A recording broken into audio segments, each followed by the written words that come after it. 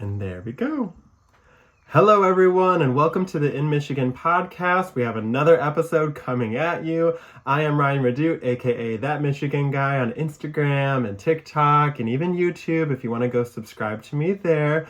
But it is August here in Michigan. The storms are rolling in. Let me tell you, my heart goes out to everyone dealing with the destruction that these storms have coming.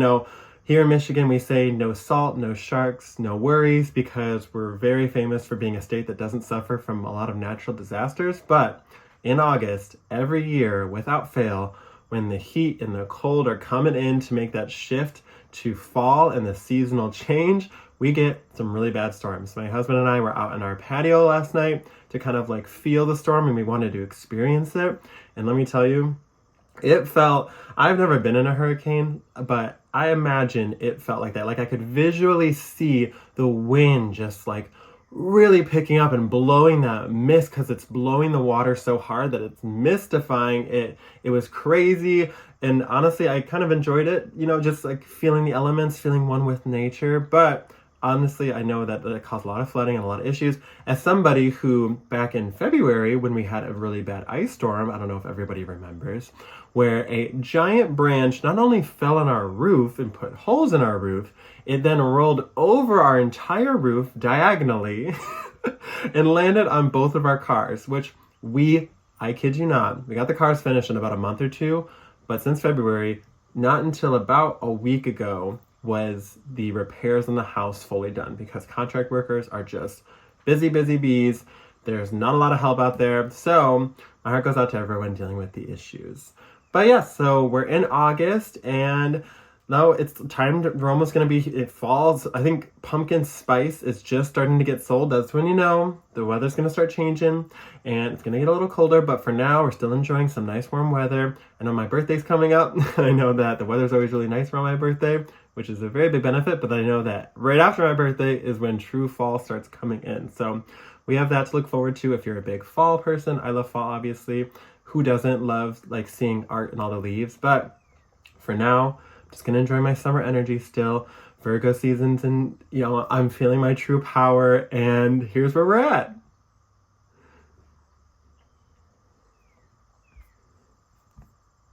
Okay.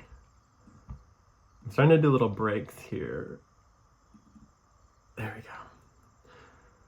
On today's Michiganders Say What, I am pulling a comment from a recent TikTok video that I did, which kind of alludes to our video today about the Michigan accent, how I discovered the Michigan accent, and everything that kind of comes with it, and everything that I've learned over the years of doing videos on the Michigan accent. And here's it coming in from Nefarious Neff, and they said, Michigan vernacular is just efficient. That's something about casual speaking that I'll get onto later on.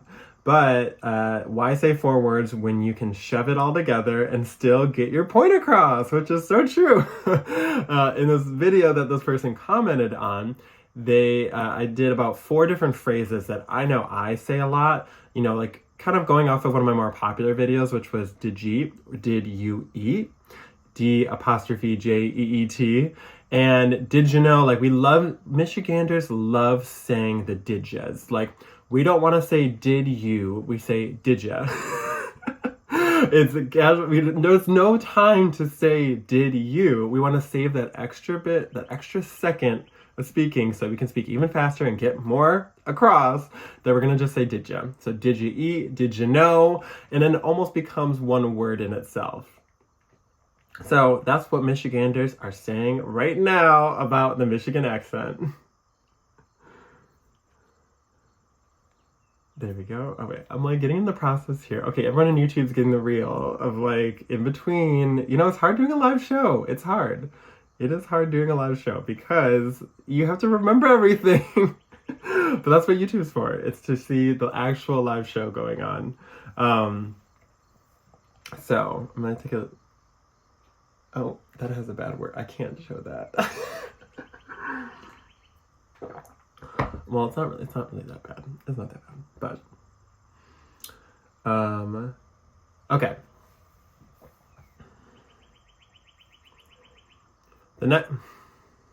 With today's My Life, as I alluded to, we're talking about the Michigan accent. Now, I discovered I had an accent. One, it was like I was traveling around, a lot around the US, and I was even in Denver, and someone came up to me and said, "Are you British?" And I said, "Nar." No, I'm just kidding. No, I said, "No, I'm not British." Like, why? I'm kind of baffled that you would even ask that, because I don't think I have anything sounding like of a British accent.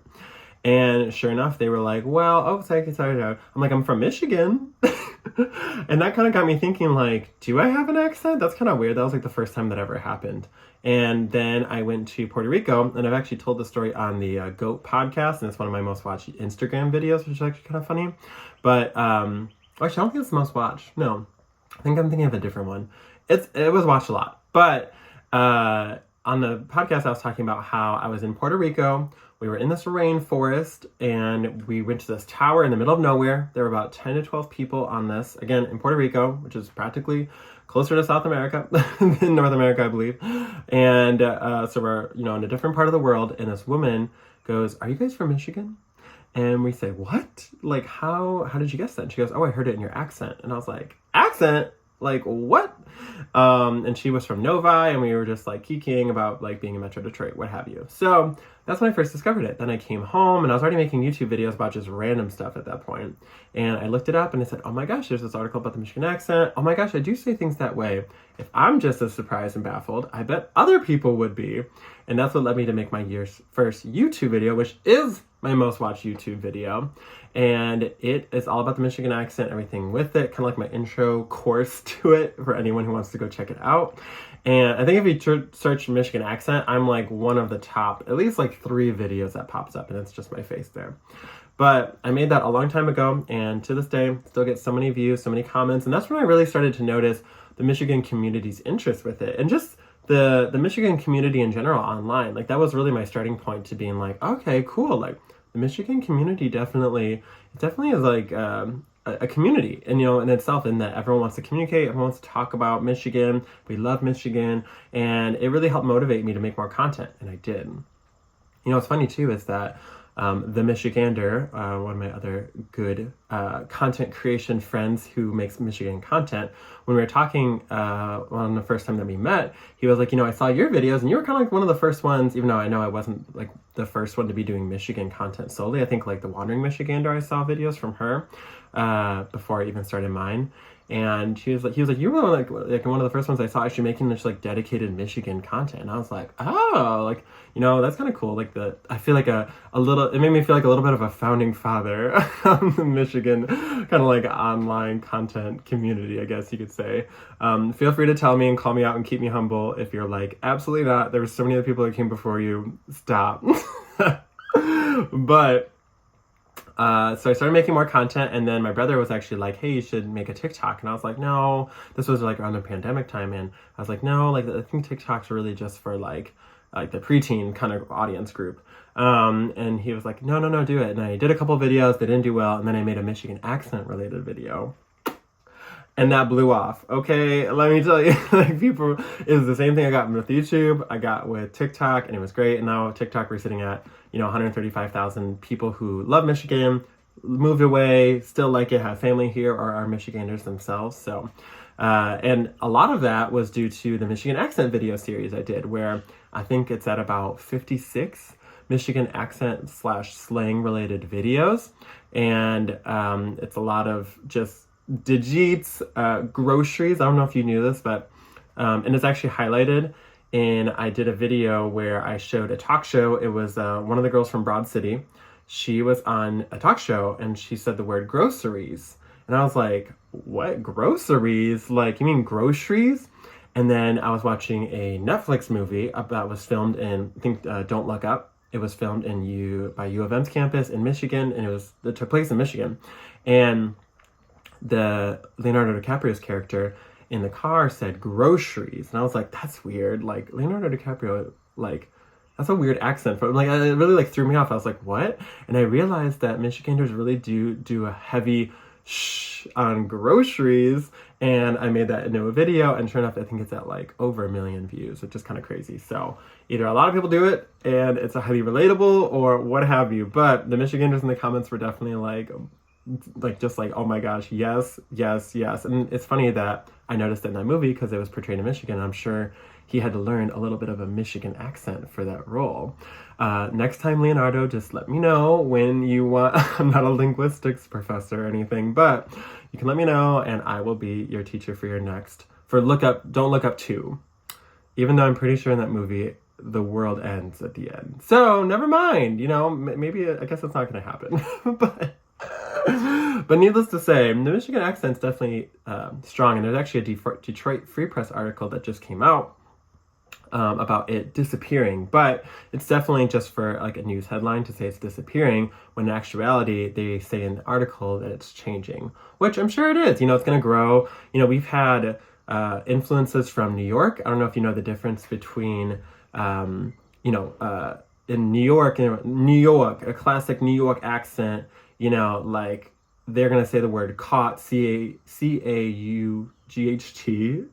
pardon my spelling, as like, yeah, I caught it. That's a very strong, what we say in New York accent is. Maybe more Jersey, I don't know. But in Michiganders, a lot of, via the Erie Canal, a lot of New Yorkers came through Michigan, kind of headed to Chicago too, and that did influence the Michigan accent to a degree, according to some, articles and stuff that I read. And it kind of makes sense, because, the way we say caught, like I'm not gonna, if I'm talking on the, like, if I'm saying it to you right now, caught, it feels unnatural to say it like that. Whereas if I'm like, oh, I caught a fish, it sounds like I'm saying C-O-T, caught, like the thing you sleep on in like the hotel that you rent or whatever. So that's kind of like our New York influence, I would say, to a degree. We also get some Canadian influences, I think. Maybe that's just Metro Detroit specifically.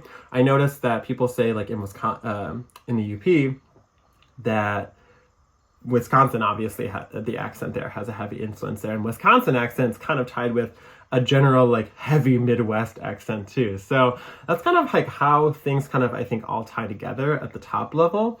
In the east side, I think Grand Rapids is definitely sticks to a similar to Metro Detroit, kind of like because we stay a little bit lower in the state and don't connect as much with like the Wisconsinites, you could say.